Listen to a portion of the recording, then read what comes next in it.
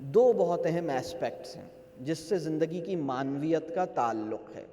اگر میں آپ سے یہ پوچھوں کہ کیا یہ ممکن ہے کہ کسی انسان کو آپ پورا قرآن یاد کروا دیں اور تربیہ سے محروم رکھیں، کیا یہ ممکن ہے؟ بہت زیادہ جاننے والا آدمی لیکن مزاج میں سخت، تربیہ نہیں کر پائے گا۔ تدبر اور مکالمے کو اگر آپ نے بائی پاس کیا تو انڈرسٹینڈنگ انٹرنلائز نہیں ہوگی۔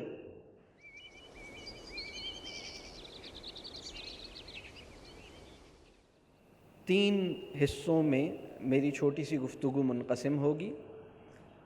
پہلی بات ہم یہ کریں گے کہ میننگ فل لائف سے ہماری کیا مراد ہے، بامعنی زندگی جسے ہم کہہ سکتے ہیں۔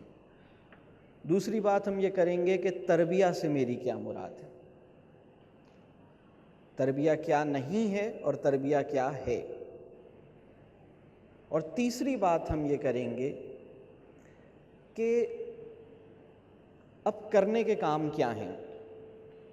تو تیسرے حصے میں آپ کو کچھ عملی تجاویز انشاءاللہ کوشش کروں گا کہ وہ آپ کے سامنے آ جائیں۔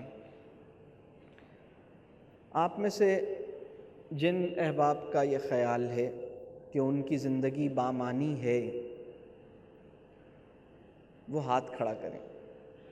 آپ میں سے کون کس کا یہ خیال ہے کہ وہ ایک میننگ فل لائف گزار رہا ہے؟ 4 لوگوں کا، 5، 10؟ اب اگر میں دوسرا سوال آپ سے یہ پوچھوں کہ کس بنیاد پر آپ یہ سمجھے ہیں کہ آپ کی زندگی بامعنی ہے یا میننگ فل ہے؟ What has made your life meaningful? On what basis you consider your life a meaningful life?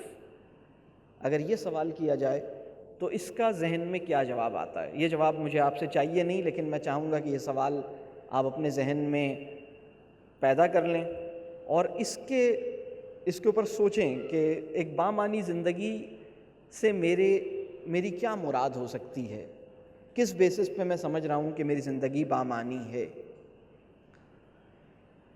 تو بامعنی زندگی کے اصل میں 2 بہت اہم ایسپیکٹس ہیں جس سے زندگی کی معنویت کا تعلق ہے، یعنی جسے ہم میننگ فل لائف کہتے ہیں، اس کے 2 بہت ہی اہم ڈائمنشنز ہیں۔ پہلا ڈائمنشن ہے جس کو ہم کہتے ہیں زندگی کا مقصد، اور دوسرا ڈائمنشن ہے جس کو ہم کہتے ہیں ریلیشن شپس، آپ کا تعلق۔ اور جو پہلا ڈائمنشن میں نے عرض کیا اس میں ایک بات اور سمجھ لیجئے، ایک بات ہے پرپس آف لائف اور ایک بات ہے ایم آف لائف۔ ان دونوں میں کچھ فرق ہے چھوٹا سا، آپ سمجھ سکتے ہیں کہ یہ فرق کیا ہوگا؟ یعنی ہم سب کو رب کریم نے ایک مقصد کے تحت پیدا کیا ہے، لیکن ہم سب نے اپنی زندگی کا مقصد، وہ جو بھی ہم نے اپنی زندگی کا گول بنایا یا جو بھی ہم نے اپنی زندگی کا ایم بنایا، اس ایم کو بناتے ہوئے کیا ہمیں یہ یاد رہا کہ ہماری زندگی کا کوئی مقصد ہے، ہماری پیدائش کا کوئی مقصد ہے؟ تو ہم میں سے وہ انسان جس نے اپنی زندگی کے مقصد کو اپنے مقصد تخلیق سے کنیکٹ کیا ہے، اس کی زندگی میننگ فل ہو گئی ہے۔ یعنی اگر وہ یہ کہے کہ بھئی میری زندگی کا مقصد، جو بھی میری زندگی کا مقصد ہے، میری پیدائش کا مقصد اور میری زندگی کا مقصد، یہ دونوں ایک ہو گئے۔ یعنی آپ کو ایک لائف ملی، آپ نے سوچا میں اپنی لائف میں یہ اچیو کرنا چاہتا ہوں، میں اپنی لائف میں یہ کچھ جمع کرنا چاہتا ہوں، یہ کچھ بنانا چاہتا ہوں، وہاں پہنچنا چاہتا ہوں، یہ کرنا چاہتا ہوں۔ جو کچھ آپ اپنی لائف میں کرنا چاہتے ہیں یہ آپ کا ایم آف لائف ہے، لیکن آپ کو رب کریم نے زندگی دی کیوں ہے؟ یہ آپ کا پرپس آف کریشن ہے۔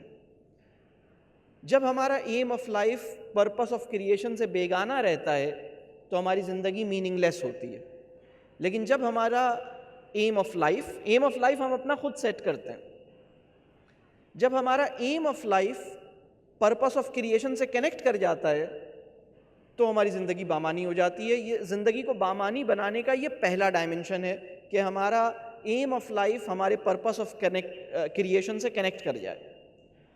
بہت سے بچوں نے ایم آف لائف کا فریز ایسے لکھنے کے لیے انہیں ملا، ایم آف لائف پہ مضمون لکھنا تھا، نمبر ملنے تھے۔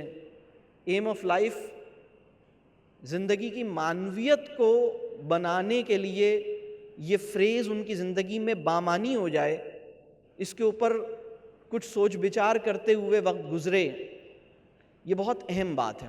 دوسرا ڈائمنشن ہے ریلیشن شپ۔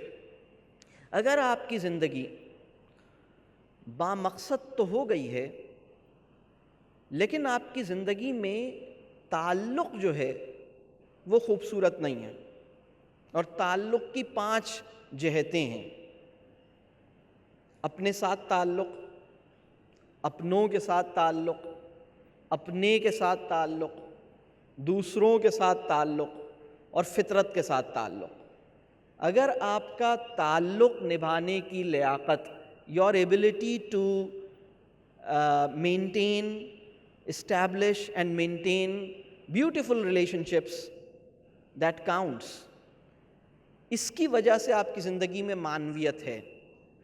وہ انسان جس کے گھر میں لوگ اس سے خوش نہ ہوں، وہ انسان جس سے اس کے دوست احباب خوش نہ ہوں، وہ انسان جو اپنے آپ سے بھی مطمئن نہ ہو، وہ انسان جو اپنے رب کے ساتھ تعلق بنانے کی کوشش نہ کر رہا ہو، اس کی زندگی کو بامعنی نہیں کہا جا سکتا۔ تو زندگی کی یعنی مقصدیت کا ایلیمنٹ، آبجیکٹیوٹی، پرپس، یہ ایک ڈائمنشن ہے جس سے زندگی میننگ فل بنتی ہے، اور ریلیشن شپ یہ دوسری ڈائمنشن ہے جس سے زندگی بامعنی بنتی ہے۔ اور ان دونوں کو اچیو کرنے کے لیے ہمارے پاس جو راستہ ہے اس راستے کا نام ہے تربیہ۔ تربیہ اگر قوم کی نہیں ہوگی تو قوم کی زندگی بامعنی نہیں بن پائے گی، میری زندگی بامعنی نہیں بن پائے گی، میرے بچوں کی زندگی بامعنی نہیں بن پائے گی۔ میننگ فل لائف جو ہے وہ تربیہ کا آؤٹ کم ہے۔ میننگ فل لائف یعنی اس کو یوں سمجھ لیجئے کہ اگر کوئی انسان آپ کو ملے جس کی زندگی میں مقصدیت کی کمی ہو، یا اس کے جو بھی مقاصد ہیں وہ اس کے مقصد تخلیق سے جڑے ہوئے نہیں ہیں۔ بہت سے لوگ ایسے ہیں جو ان کی زندگی میں گول موجود ہے، لیکن ان کا گول ان کے پرپس آف کریشن سے ڈسکنیکٹڈ ہے۔ یہ بات واضح ہے نا؟ تو اگر آپ کسی انسان کو یہ بات سمجھانے کی کوشش کریں گے تو یہ بات اس کی سمجھ میں تو آ جائے گی، لیکن تربیہ صرف سمجھ کے دائرے میں کسی کانٹینٹ کے آ جانے کا نام نہیں۔ تربیہ کیا چیز ہے؟ دیکھیے، اب ہم تربیہ کے اوپر بات کرتے ہیں کہ تربیہ ہے کیا۔ اگر کسی انسان کی تربیہ نہیں ہو سکی ہے تو بامعنی زندگی سمجھ میں تو آ سکتی ہے کہ بامعنی زندگی کی مجھے ضرورت ہے، یہ بات سمجھ میں تو آ سکتی ہے کہ اچھا بامعنی زندگی ڈیفائن ایسے ہوتی ہے، یہ بات سمجھ میں تو آ سکتی ہے کہ بامعنی زندگی کے بغیر میری زندگی مجھے خوشی سے میں دور رہوں گا، لیکن بامعنی زندگی میری بن جائے، تربیہ وہ راستہ ہے۔ ایک بات اور سمجھنے کی ہے، وہ یہ کہ بہت سے معاملات کا صرف سمجھ میں آ جانا کافی نہیں ہوتا، بلکہ ہماری زندگی میں ڈھل جانا، میرے عمل میں ڈھل جانا، میرا زاویہ نگاہ بن جانا، میرے مزاج کا حصہ بن جانا، اس پورے پروسیس کو ہم انگریزی میں ایک لفظ کہتے ہیں انٹرنلائزیشن۔ تو انٹرنلائزیشن جو ہے وہ ایک ذرا بڑا کام ہے، اور یہ محض کسی کو ڈانٹنے، سمجھانے، نصیحت کرنے سے نہیں ہوتا۔ تو اب ذرا ہم دیکھتے ہیں کہ تربیہ ہے کیا، اور تربیہ اس بڑے آؤٹ کم کو کیسے اچیو کر سکتی ہے، اور تربیہ کی کیا صورت ہو سکتی ہے۔ تو میں پہلی بات یہ عرض کروں گا کہ تربیہ کیا نہیں ہے۔ تربیہ جو ہے وہ کسی انسان کو پابندیوں میں جکڑ دینے کا نام نہیں ہے۔ تربیہ جو ہے وہ اپنے بچوں پر نگرانی بڑھا دینے کا نام نہیں ہے۔ تربیہ جو ہے وہ ایک ہی بات پر مسلسل پیچھے پڑ جانے کا نام نہیں ہے۔ تربیہ جو ہے وہ اپنے بچے کی کہہ لیجئے کہ اپنی مرضی کے مطابق اپنے بچے کو چلا لینے کا نام نہیں ہے۔ تربیہ جو ہے بچے کو اپنا مطیع بنا لینے کا نام بھی نہیں ہے، یعنی یہ وہ کرے جو میں چاہتا ہوں کہ یہ کرے، تربیہ اس کا نام نہیں ہے۔ اور تربیہ جو ہے وہ بچوں کے اچھے رزلٹ اور اچھے نمبر اور اچھے گریڈز ان کے حاصل ہو جائیں، ان کو مل جائیں، اس کوشش کا نام بھی نہیں ہے۔ تو تربیہ اصل میں ہے کیا؟ تربیہ جو ہے وہ اس بات کا نام ہے کہ خیر جو ہے میں اس پہ مسلط نہ کروں، خیر اس کی پسند بن جائے، خیر اس کی چوائس بن جائے۔ رب کریم نے ہر انسان کو ایبلٹی ٹو چوز سے نوازا ہے، ہر انسان کو اختیار عطا فرمایا ہے۔ انسان اپنے اختیار کا درست استعمال کرے، انسان خیر کو اختیار کر لے، اپنی خوشی سے، اپنی مرضی سے، اپنی رضا سے، اپنے شوق سے اس کے قابل ہو جائے، یہ ہے تربیہ۔ میرا بچہ میرے خوف سے نماز پڑھ لے، یہ تربیہ نہیں ہے۔ میرا بچہ رب کے خوف سے نماز پڑھے، یہ تربیہ ہے۔ میرا بچہ میرے زور دینے پر مجھے کوئی رکوع یاد کر کے سنا دے، یہ تربیہ نہیں ہے، بلکہ میرے بچے کی آرزوئیں اس کو رکوع کے حفظ کے قابل بنائیں، یہ تربیہ ہے۔ اگر آرزو نفیس نہیں ہو رہی تو تربیہ نہیں ہو رہی، اگر خواہش خوبصورت نہیں بن رہی تو تربیہ نہیں ہو رہی۔ تربیہ ہمارے وجود کے جس آرگن پر فوکس کر کے ممکن ہوتی ہے، اس آرگن کا نام ہے قلب، ہارٹ، دل جسے ہم کہتے ہیں۔ تو بات یہ ہے کہ ہمارے بچوں کی جو تربیہ ہے، یعنی اگر میں یہ کہوں کہ ان کو اگر یہ سمجھ میں آیا ہے کہ اچھی چیز کیا ہے اور بری چیز کیا ہے، تو یہ ایک بات ہے۔ بلکہ میں کبھی کبھی تعلیم اور تربیہ کا فرق اس طرح بیان کرتا ہوں کہ اگر آپ کے بچے کو یہ سمجھ میں آیا ہے کہ اچھا کیا ہوتا ہے اور برا کیا ہوتا ہے، تو یہ تعلیم کا ایک گول ہے جو آپ نے اچیو کر لیا۔ اس کی سمجھ میں آ گیا کہ اچھا کیا ہے اور برا کیا ہے۔ لیکن اچھا اسے اچھا نہیں لگتا اور برا اسے برا نہیں لگتا، اس کا مطلب یہ ہے کہ تربیہ نہیں ہوئی ہے۔ تربیہ اس بات کا نام ہے کہ اسے اچھائی اچھی لگنے لگے اور برائی بری لگنے لگے، وہ اچھے کو اچھا سمجھے اور برے کو برا سمجھے، اچھے اور برے میں فرق کر لے، یہ تعلیم ہے۔ لیکن اس کا دل برائی سے بیزاری محسوس کرے، اس کا دل اس کے قابو میں رہے، وہ اپنے نفس پر حاوی رہے، نفس کے قابو میں نہ آئے، یہ تربیہ ہے۔ تو تربیہ جو ہے وہ بہت بڑا گول ہے اور بہت زیادہ نظر انداز ہونے والا گول ہے۔ بلکہ اگر میں یہ کہوں کہ اگر میں آپ سے پوچھوں کہ کیا یہ ممکن ہے کہ کسی انسان کو آپ پورا قرآن یاد کروا دیں اور تربیہ سے محروم رکھیں، کیا یہ ممکن ہے؟ پورا قرآن اسے حفظ ہو جائے لیکن تربیہ پھر بھی نہ ہو پائے ایک بچے کی، کیا یہ ممکن ہے؟ ممکن ہے جناب۔ کیا یہ ممکن ہے کہ کسی بچے سے آپ اس کو کچھ اسکلز دے دیں لیکن تربیہ نہ ہو پائے؟ اس کو نالج دے دیں، انفارمیشن دے دیں، وہ کوئز کمپٹیشن جیت کے آ جائے لیکن تربیہ سے محروم ہو؟ بالکل ممکن ہے۔ تربیہ جو ہے وہ دل کا معاملہ ہے، تربیہ فہم کا معاملہ نہیں ہے۔ تو تربیہ کو ہم کیسے ڈیفائن کرتے ہیں، اس کے اوپر ہمارا تفصیلی کام ہے، لیکن میں اس کے 3 معیارات آپ کی خدمت میں پیش کرتا ہوں۔ اگر آپ کے پاس لکھنے کے لیے کوئی چیز ہے تو آپ کے لیے اچھا ہوگا کہ آپ اسے نوٹ ڈاؤن بھی کر لیں۔ تربیہ کا پہلا معیار یہ ہے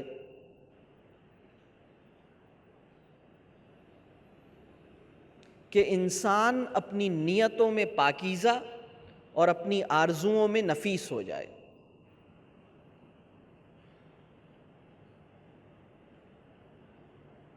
یہ تربیہ کا پہلا معیار ہے اور بہت بڑا معیار ہے۔ انسان اپنی نیتوں میں پاکیزہ اور اپنی آرزوؤں میں نفیس ہو جائے، اس کی خواہشات خوبصورت ہو جائیں، اس کی خواہشات پاکیزہ ہو جائیں۔ یعنی فہم میں اضافہ اگر تربیت کی وجہ بن رہا ہے تو یہ بہت زبردست بات ہے، لیکن بعض اوقات یہ ہوتا ہے کہ فہم میں اضافہ ہوتا رہتا ہے، تربیت نہیں ہو پاتی۔ ہمارے معاشرے میں زیادہ جاننے والوں کی تعداد زیادہ ہوتی جا رہی ہے، لیکن تربیہ جو ہے وہ آرزوؤں کے پاکیزہ ہونے کا نام ہے۔ یہ پہلی بات۔ تربیہ کا دوسرا معیار یہ ہے کہ خود احتسابی کا عمل انسان میں جاری ہو کر اپنے کمال تک پہنچ جائے، جسے ہم سیلف اسسمنٹ کہتے ہیں، جسے ہم انٹرنل پرسنل ریفلیکشن کہتے ہیں یا ایویلویشن کہتے ہیں۔ خود احتسابی کا عمل انسان میں جاری ہو کر اپنے کمال تک پہنچ جائے، یہ تربیہ کا دوسرا بڑا معیار ہے۔ تربیہ کا تیسرا بڑا معیار یہ ہے کہ انسان کا دل لرز سکنے اور پگھل کر آنکھوں سے ٹپک سکنے کی قابلیت پہ فائز رہے، اس کا دل نرم ہو۔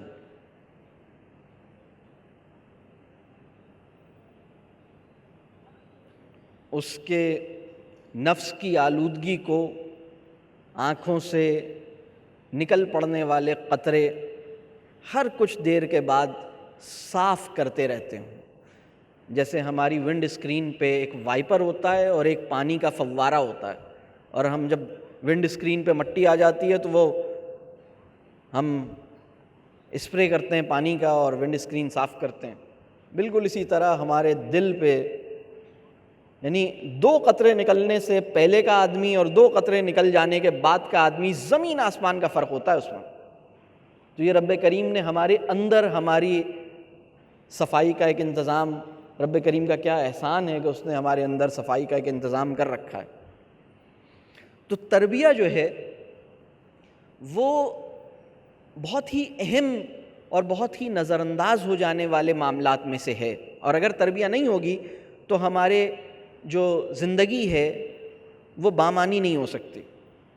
تو میں نے اب تک 2 باتیں کی، بامانی زندگی سے میری کیا مراد ہے اور تربیہ سے میری کیا مراد ہے۔ اب میں کچھ آگے بڑھتا ہوں کہ کچھ کرنے کے کام کیا ہو سکتے ہیں، اور اس میں آپ کی خدمت میں 5 گزارشات رکھوں گا کہ اب آپ اگر بامانی زندگی کے لیے تربیہ ہم کرنا چاہتے ہیں تو ہماری اپروچ کیا ہونی چاہیے۔ سب سے پہلی بات، اگر آپ چاہتے ہیں کہ آپ اپنی اولاد کی اچھی تربیہ کریں، اگر آپ یہ چاہتے ہیں کہ آپ ایک ایسی تربیہ اپنی اولاد کے کریں جو اس کی زندگی کو میننگ فل بنا دے، تو سب سے پہلی نیڈ کیا ہے؟ سب سے پہلی نیڈ یہ ہے کہ آپ تربیہ اور تزکیہ کو اپنی سب سے بڑی ضرورت سمجھیں، اس کی سب سے بڑی ضرورت نہ سمجھیں۔ آپ اس بات کا یقین کر لیجئے کہ تزکیے اور تربیہ کی ضرورت مجھے ان سے زیادہ ہے۔ وہ انسان جس کی سائیکک کنڈیشن اپنی اصلاح کا جذبہ نہیں ہوگا، یعنی ایک ہیومن سائیکی ہے، دیکھیں بچہ جس انسان سے انٹریکٹ کر رہا ہے اس کی سائیکی کیا ہے۔ اب ذرا سا اس کو میں، آپ کے بچے کا جس انسان سے انٹریکشن ہے، بچہ یہ سوچتا ہے کہ وہ آدمی جو صبح شام مجھے خدا سے ڈراتا رہتا ہے، وہ خدا سے ڈرتا کیوں نہیں ہے؟ خدا کا تذکرہ مجھے ڈرانے کے لیے تو کرتے ہیں، ڈرتے ہوئے نہیں کرتے۔ میں آپ کو یقین دلاتا ہوں، اگر آپ کے بچے نے آپ کی آنکھوں میں نمی دیکھ لی ہے یا آپ کی آواز میں رقت کو محسوس کیا ہے تو جو کلمہ بھی آپ نے ادا کیا تھا اس کا 200% یقین وہ کرے گا۔ معاملہ یہ ہے کہ ہمیں ان کو سیدھا کرنے کی فکر، اپنے آپ کو صحیح کرنے کی فکر پہ حاوی ہو گئی ہے۔ اگر کسی انسان میں دوسروں کی اصلاح کی فکر اپنے اصلاح نفس سے زیادہ ہو جائے تو معاشرے میں فساد پیدا ہوتا ہے۔ معاشرے کی اصلاح کی فکر اصل میں اپنی ہی اصلاح کا تسلسل ہوتی ہے۔ تو ہمیں پہلے یہ سمجھنا ہوگا کہ میں، یعنی بچے کو یہ پتہ لگے کہ میری والدہ جو اتنا اہتمام کرتی ہیں نمازوں کا، میرے والد صاحب جو اتنا اپنی زندگی میں فکر مند ہوتے ہیں، اپنے معاملات میں، اپنے اذکار میں، اپنی عبادات میں اتنا اہتمام فرماتے ہیں، وہ ڈرتے رہتے ہیں اس بات پر کہ کہیں مجھ سے کوئی غلطی نہ ہو جائے۔ میرے والد صاحب جنہوں نے اتنا وقت لگایا ہے، حج بھی کیا ہے، عمرے بھی کیے ہیں، وہ مجھ سے یہ کہتے ہیں کہ بیٹا میرے لیے دعا کیا کرو کہ رب کریم میرے ساتھ آسانی کا معاملہ کرے، مجھے اپنے معاملے میں بہت خوف لاحق ہے۔ یہ جملہ میرے بچے کو سننے کی ضرورت ہے۔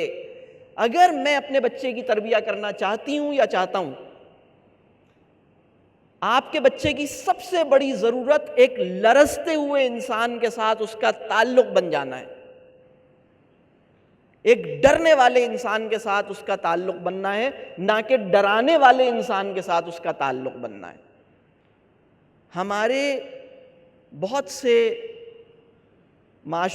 معاشرے میں بہت سے لوگ جنہیں تربیہ کی فکر ہے، ان گھروں میں بچے کا تعلق ڈرانے والے ماں اور ڈرانے والے باپ کے ساتھ تو بنا ہے، ڈرنے والی ماں اور ڈرنے والے باپ کے ساتھ نہیں بن پایا، لرزنے والے انسان کے ساتھ۔ اور پھر بچے کو اس بات کا یقین آئے گا کہ اچھا، یعنی یہ واقعی یہ بہت اہم معاملہ ہے، یہ کوئی معمولی بات نہیں ہے، اور وہ پھر اپنی فکر میں جائے گا۔ تو تربیہ اور تزکیہ کی سب سے بڑی ضرورت مجھے خود ہے۔ اپنے آپ کو کسی مربی سے، کسی صاحب علم سے وابستہ کیجئے، اپنا احتساب بہت کڑا کیجئے، بلکہ اپنا احتساب اتنا کڑا کیجئے کہ بچے کو پتہ لگے کہ یہ اپنی نماز، اپنے قرآن، اپنے معاملات، اپنی آخرت کی فکر انہیں اتنی زیادہ ہے کہ اس کے بارے میں یہ بات کرتے رہتے ہیں، اس کا یقین اسے خود ہی ہو جائے گا۔ دوسری بات، نفس کو موضوع بنائیے، علم النفس کو سمجھیے، علم النفس کیا ہے، اور علم النفس کے لیے اس کو وقت لگائیے کہ نفس ہمارا بہت بڑا امتحان ہے، اس پہ اپنے فہم میں اضافہ فرمائیے۔ اور یہ ہمیں ویسٹ نہیں سکھائے گا، اس کو ہمیں کہیں اور سیکھنا پڑے گا، ہمیں اپنی اسلاف سے اور اپنے قرآن اور حدیث سے اپنا تعلق بنا کے اس کو سمجھنا پڑے گا۔ تیسری بات، صرف فہم تربیہ کے لیے کافی نہیں ہے، مزاج موزوں اختیار کرنے کی دعا کیجیے۔ تربیہ فہم کا حاصل نہیں ہے، مزاج کا نتیجہ ہے۔ خوبصورت مزاج رکھنے والا انسان تربیہ کرنے میں کامیاب ہو جائے گا، بھلے وہ فہم میں کم ہو۔ بہت زیادہ جاننے والا آدمی لیکن مزاج میں سخت، تربیہ نہیں کر پائے گا۔ وہ بہت ساری چیزیں سمجھا دے گا، ثابت کر دے گا صحیح اور غلط، لیکن تربیہ نہیں کر پائے گا۔ یعنی خیر سمجھ میں آ گئی، یہ تربیہ نہیں ہے، خیر پسندیدہ ہو گئی، یہ تربیہ ہے۔ چوتھی بات، اپنے بچوں کو اپنی زندگی میں لائیے۔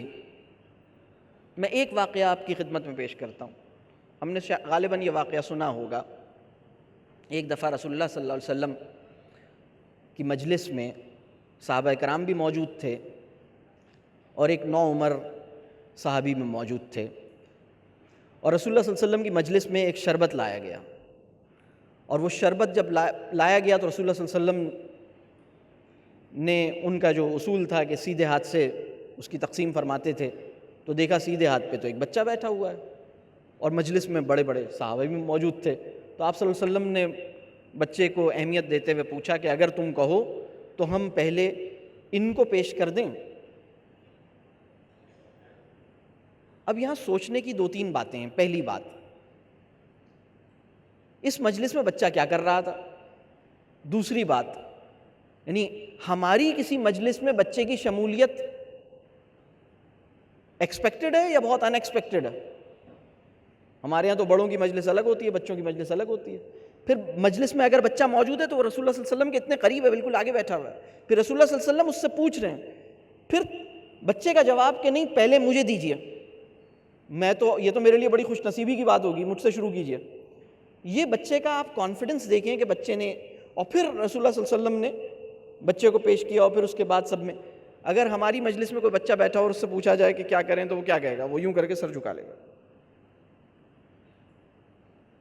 یعنی کیا وہ یہ جواب دے گا کہ نہیں میرے لیے تو خوش بختی کی بات ہے کہ میری سب سے پہلے یہ آج میری سعادت ہے میرے لیے.